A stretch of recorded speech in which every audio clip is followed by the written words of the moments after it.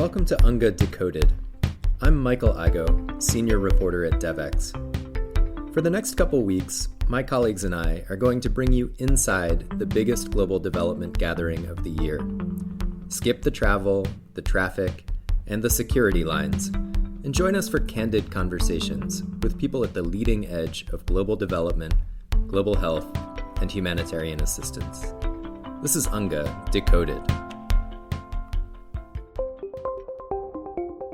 This year marks the 77th time that leaders from nearly every country in the world have gathered together to tackle some of the biggest challenges on the planet.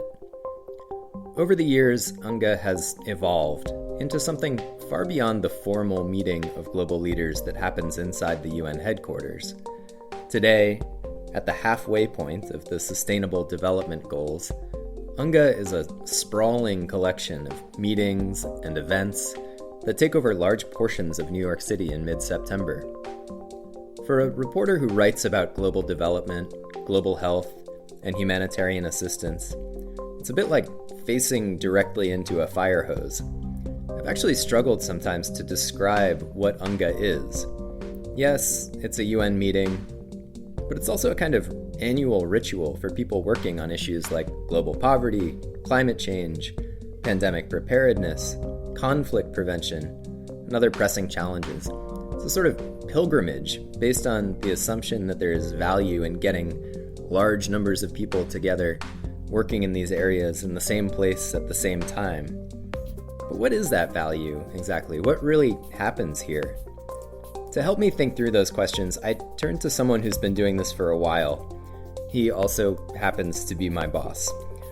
Raj Kumar is the founding president and editor-in-chief of Devex, which he started over 2 decades ago.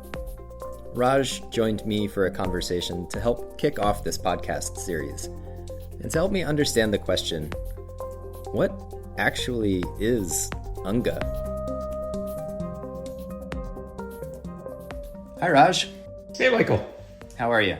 I'm doing great. Excited for this week at UNGA and all that's going to go into it, and excited to be talking to you.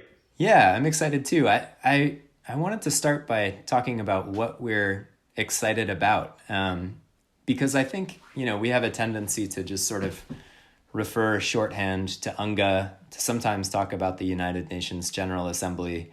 But in a way, these are sort of two different things, and UNGA has become its own phenomenon. And I was thinking about this. If someone were to ask me, what is UNGA, someone who hadn't been there for the last, in my case, 9 years, in your case, probably the last 20 years or so. Sorry, not to age you. I'm not sure I would be able to define it. It's sort of this smattering of events all that takes over New York City for a week. How would you explain what we're about to see and experience to somebody who's not intimately familiar with it? I mean, as a shorthand, I tell people it's the Super Bowl or the Oscars of global development. And what I mean by that is, of course, there's the main event, which is these official meetings that happen inside the UN Secretariat building, but there's so much else around that. And really for our community, it has become this big marker. It's kind of a moment to reset and think about where we're headed. And it's getting more and more attention. And during the pandemic, of course, it went virtual. Last year, it was kind of semi-virtual. But there's a real hunger to be back because in the many issues that get covered during that week, from climate to global education to global health, there are very few moments when world leaders and leaders across sectors get together in one place. And that's what happens in Manhattan. And it's a really special moment. There's lots of skepticism around it too, which we should talk about. But I do think it has grown and grown for a reason. Yeah, I do want to get into that. I'll share my skepticism, and then you can convince me why everyone should be traveling to New York to talk about these issues every year. I love the Super Bowl of development idea, but I wonder, does anybody ever win or the Oscars? We don't really have. Sometimes it feels like you go to UNGA and there's discussion of all of these really intractable giant challenges, and then everybody goes home, and then you come back next year and do it all over again. How would you, if someone were to say, it can't possibly make sense for people to fly to New York every year to talk about climate change, for example, where do you see the progress in this? Is it really driving significant action on some of these issues? Yeah, that is the core criticism. I think you put it really well. And I think there's a lot of truth to that. This is not a pledging conference. Of course, this year the Global Fund will have their replenishment there. So there's some dollars attached that we'll be reporting on.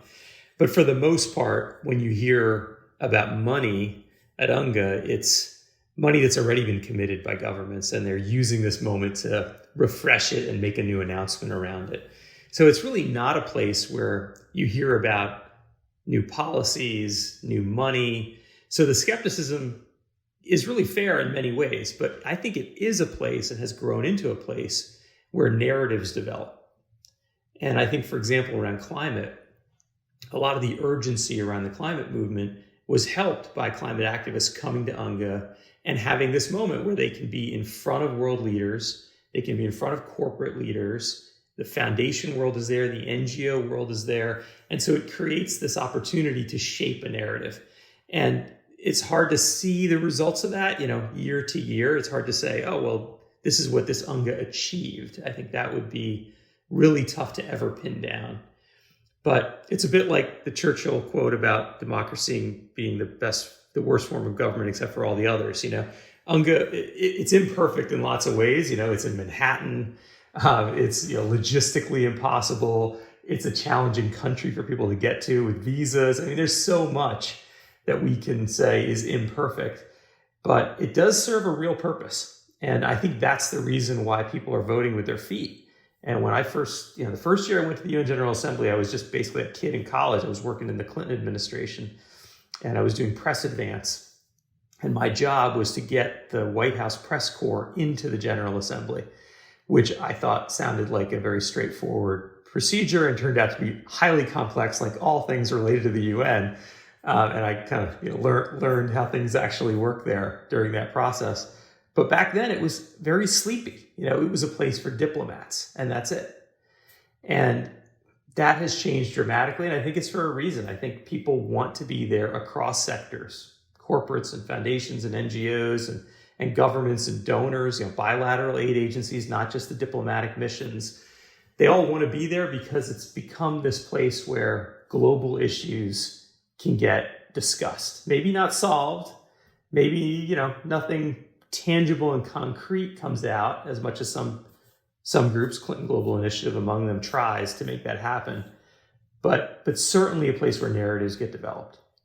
I want to dig into that piece of it, this idea of narrative in development, in global health, in global issues broadly. I think one of the sort of big efforts to shape the narrative has been the Sustainable Development Goals.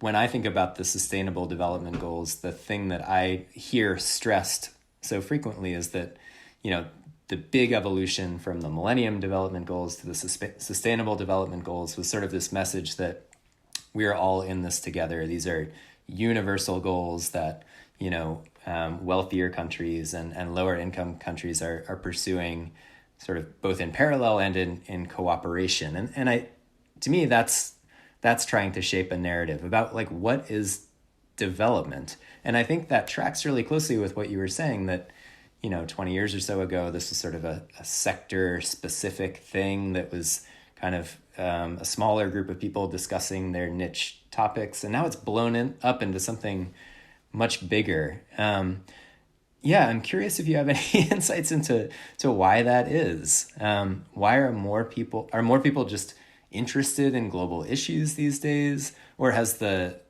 kind of industry that surrounds these issues matured and changed in a way that can support something like this in a way that it didn't before? What are the driving factors there? I think the main one is globalization. The world has just gotten smaller. And so these issues are no longer so focused on individual countries. And I think that's kind of what dominated the UN in the past. It was geopolitics and conflict and looking at individual nations and their relationships with each other. And I think increasingly so many issues cross borders. And so people are looking for a place where they can engage on those issues that go beyond any geopolitical question. The geopolitics, of course, plays into it, but again, climate is a really good one, and another one I think is universal health coverage as an example. It's within the SDGs, but that's a narrative that really got shaped at the UN General Assembly. And in fact, next year there'll be another high-level meeting on UHC. There was one a few years ago. And a lot of what we're going to be talking about at Devex and a lot of the global health community is going to be talking about is trying to shape, even now in 2022, what the conversation will be in 2023 around universal health coverage. And, back when that concept was launched, it was seen as so radical.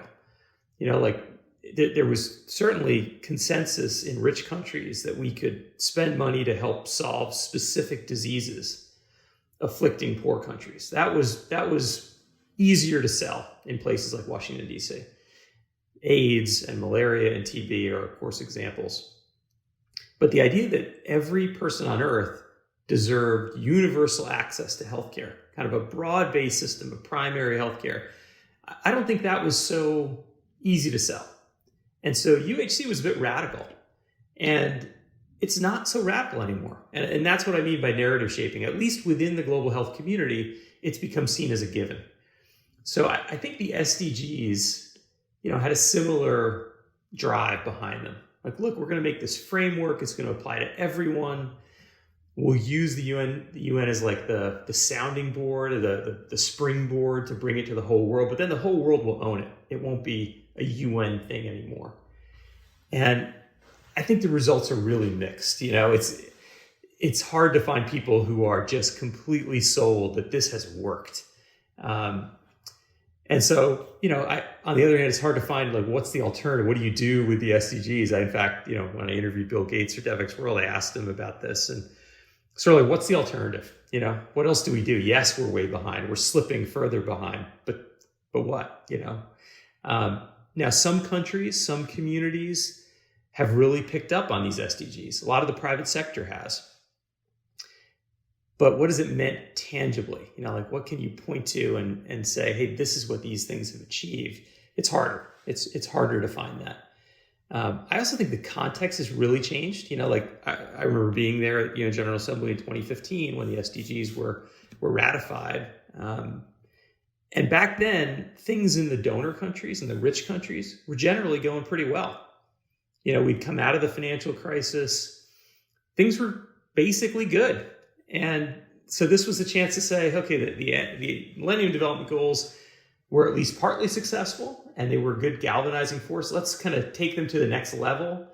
And, the rich countries that are doing pretty well are going to create new energy and impetus to support poor countries.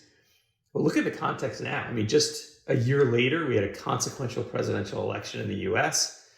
So you've got democracy in question in much of the Western world.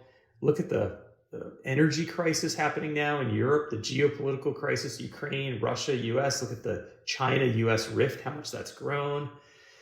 So the donor countries are in a very different position. And I think in 2022, it's hard for them to talk about the SDGs. It's hard for them to make this their top priority issue when they're so focused domestically. So I think the context has just really shifted. And I do think this is going to be one of the topics people in the development community are going to wrestle with during this year's UNGA is, what do we do about these SDGs? How do we reframe them or get new energy behind them if we really care about the issues that are framed within them?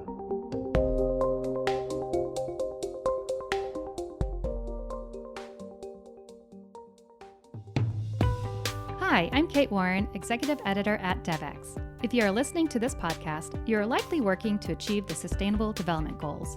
But are you subscribed to Devex Newswire? Global development can be a fast-moving, complex sector. Our team of global reporters work every day to bring you the news you need to make sense of it all. In Devex Newswire, we keep you up to date on issues ranging from climate change financing to gender equality and global health to transforming the food system, all in a fun-to-read, free newsletter delivered directly to you 5 days a week. Join the hundreds of thousands of global development professionals who receive Devex Newswire and visit devex.com/newsletters to sign up to this free newsletter today. It seems like COVID-19 and, the sort of collision of the pandemic with these economic crises, energy crises, and climate change, to me, it seems like it's sort of forcing a question about whether the SDGs do provide sort of that adequate narrative or way of thinking about how to move forward. And I think you've seen some sort of hints at alternative things like, not just the sort of specific U.S. political agenda, but some of the broader rhetoric around building back better and sort of finding opportunities for transformation in crisis and things like that. To me, that's sort of a different way of thinking about development and global health than the SDGs, which are sort of, steady progress. Like we can get there if we just keep it up and if everybody, cooperates, we can finally, get to the end of the race on some of these critical challenges. And now it seems like, do we have to rebuild the world in a completely different way? And, what's the sort of development agenda that's going to tell us how to do that? So for me, this idea of thinking about these as sort of competing narratives or just almost heuristics, like how should I think about and live in this current moment? Maybe like steady progress towards some development goals is helpful, or maybe like completely rethinking the way that we provide global health security is what needs to happen. To me, it seems like there's a lot up in the air at the moment, and I'm going to be fascinated to see how that level of uncertainty and just how that level of just not being really able to sort of take past models for granted right now is going to play out in the conversations this week. I think, one conversation that I had recently that really made an impression on me was with Peter Sands, who's the executive director of the Global Fund, which of course is in the process of seeking $18 billion for its current replenishment. And what he said to me was that, all of these pressures, all of these crisis factors, particularly when you look at, the pressures that lower income countries are facing with debt and, public budgets being strapped, all of those things make it more difficult for the Global Fund to raise $18 billion. They also make it more important for the Global Fund to raise $18 billion. It feels like we're reaching this sort of moment of reckoning about whether kind of the institutions, the ways that they're funded, just sort of the general ways that they're conceived can kind of meet this moment when everything seems to be really up in the air. Yeah, I agree. And I think it's kind of a crisis of leadership as well. Where is the leadership in the global community for these issues? Where is their attention and their focus, especially when there's so much to worry about domestically?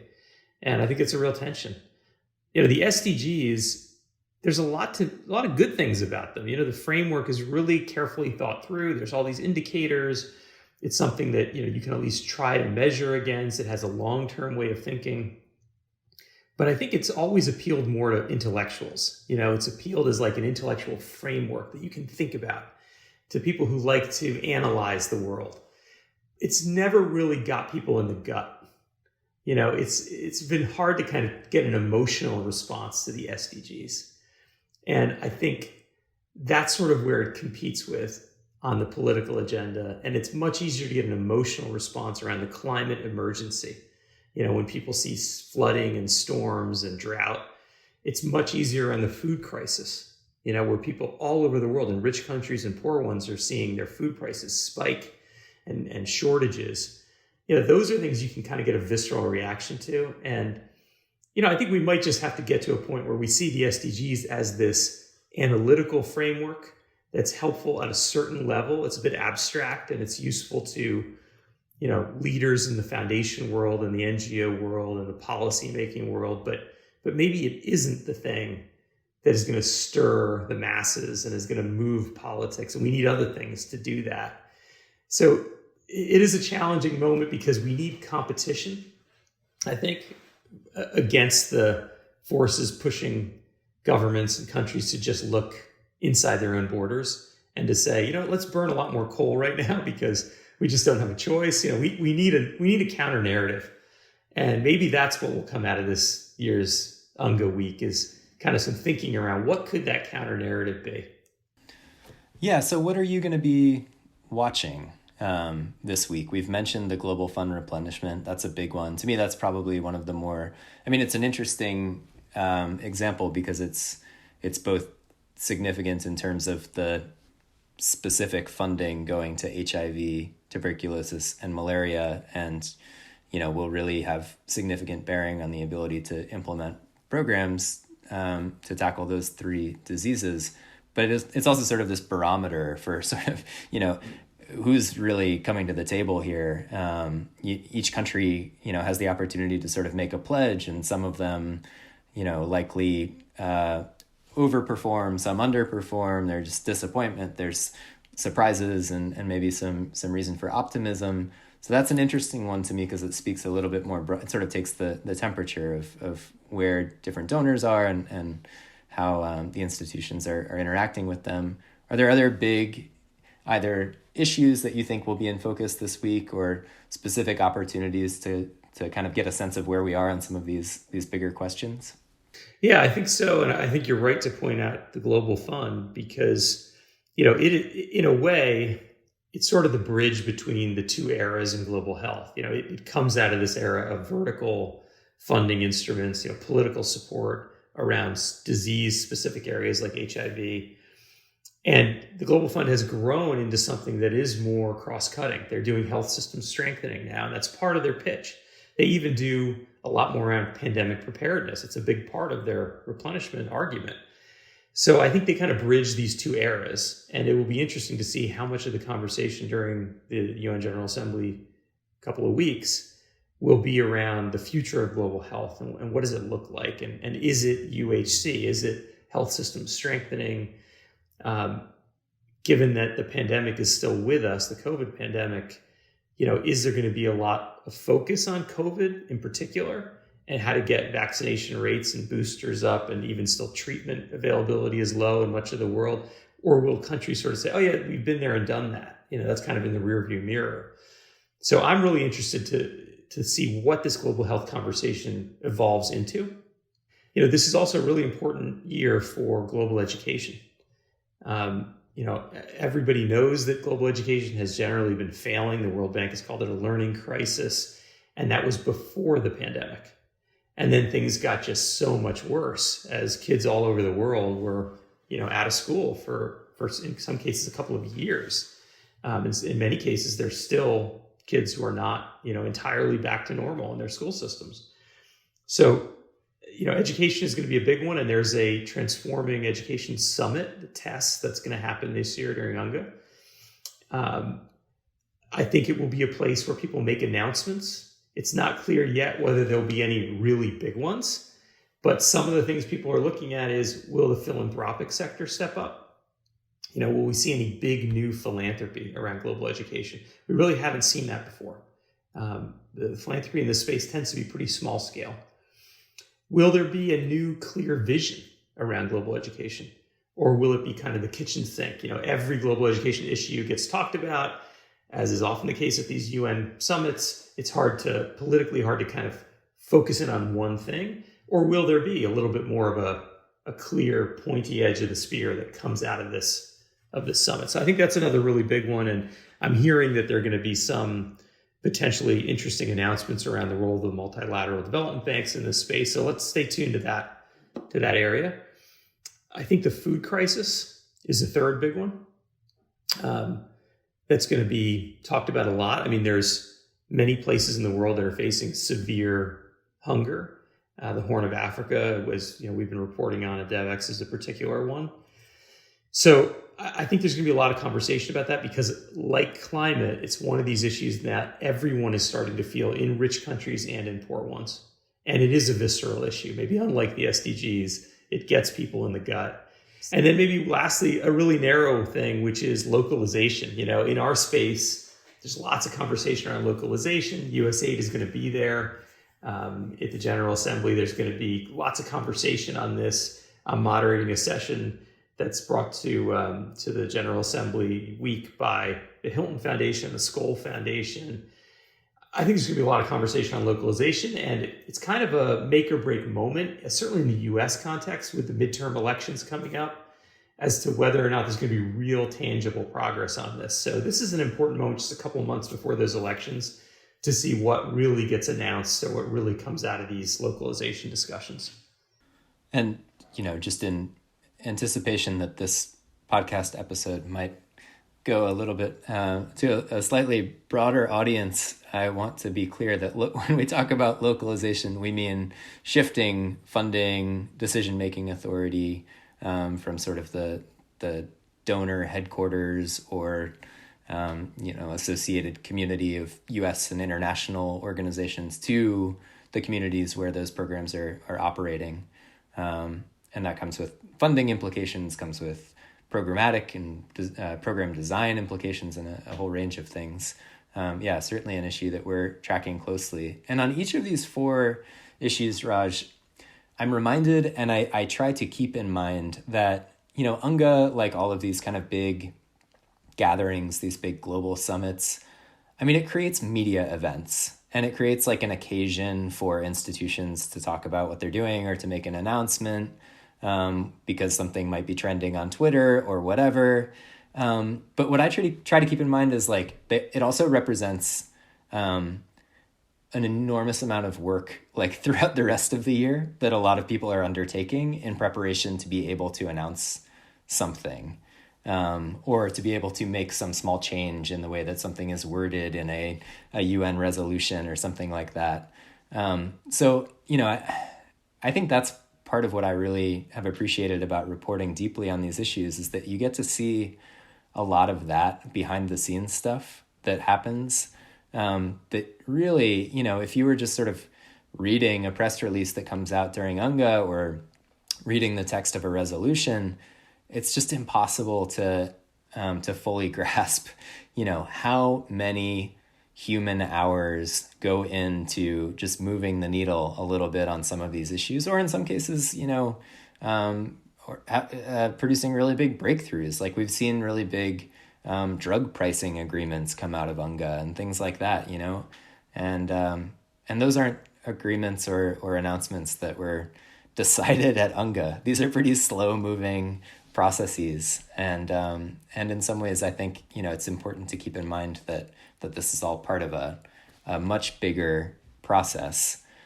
And I wanted to ask you about this reporting piece or what it's like to keep an eye on these issues over a long period of time. You alluded to this a little bit in the opening when you talked about, your first experience with the UN General Assembly, getting through the press credential process and all of that, and attending sleepy meetings and dealing with obscure issues in a small group of people.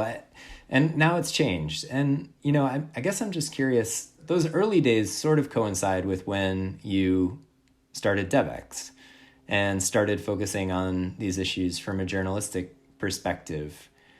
And I'd be curious to hear what it's been like to continue doing that as the prominence and just sort of general consciousness around these issues has changed, because now, there's not a more important issue right now than global health, and even specifically sort of global health security. You can say the same thing about climate change. So how do you think about that? How has that sort of changed your view on covering these issues as a news organization? I think in the earlier years we were covering this, there wasn't as much happening in this space. So, you would see an event on global health or a conversation on agriculture, and it was all interesting. It was all relevant to our audience. And so we'd report on it.